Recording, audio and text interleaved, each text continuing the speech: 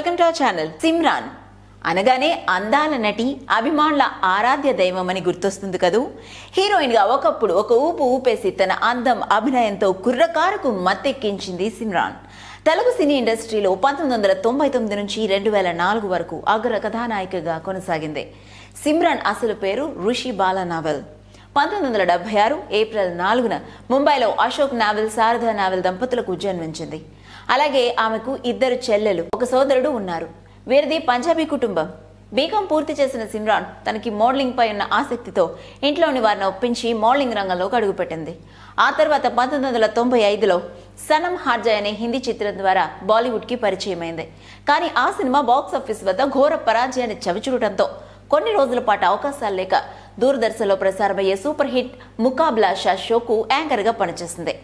ఆ సమయంలోనే ఆ షోకు వచ్చిన బాలీవుడ్ సూపర్ స్టార్ అమితాబ్ బచ్చన్ భార్య జయా బచ్చన్ సిమ్రాన్ ని చూసి వారి ప్రొడక్షన్ లో హీరోయిన్ గా అవకాశం ఇచ్చారు.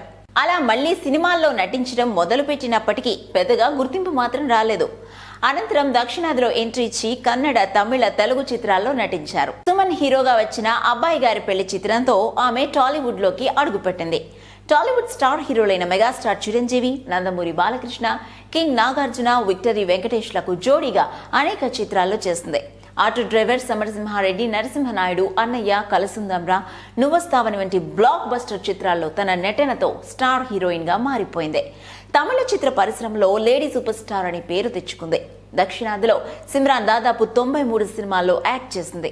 హీరోయిన్ గా సిమ్రాన్ కెరీర్ జోరు మీద ఉన్నప్పుడే సిమ్రాన్ పెళ్లి చేసుకుని వైవాహిక జీవితంలోకి అడుగుపెట్టింది.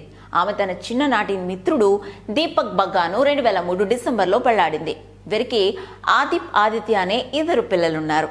పెళ్లి తరువాత సిమ్రాన్ కొద్ది రోజులు సినిమాలకు గ్యాప్ ఇచ్చి ఆ తర్వాత కొన్ని సీరియల్స్ లో నటించింది. జాక్పాట్ అనే తమిళ షోకు యాంకర్ గా కూడా పనిచేసింది. ఆ తర్వాత 2008 బాలకృష్ణ సరసన ఒక్క మగాడు, కృష్ణ భగవాన్ తో జాన్ అప్పారావు, 40+ వంటి సినిమాలో హీరోయిన్ గా చేసినప్పటికీ సీరియల్స్ పైనే ఎక్కువ దృష్టి పెట్టింది. మళ్ళీ ఇటీవలే ఒక భారీ చిత్రంతో తన సెకండ్ ఇన్నింగ్స్ ప్రారంభించింది. తమిళ సూపర్ స్టార్ రజనీకాంత్ పేట సినిమాతో సిమ్రాన్ మళ్ళీ సెకండ్ ఇన్నింగ్స్ స్టార్ట్ చేసింది.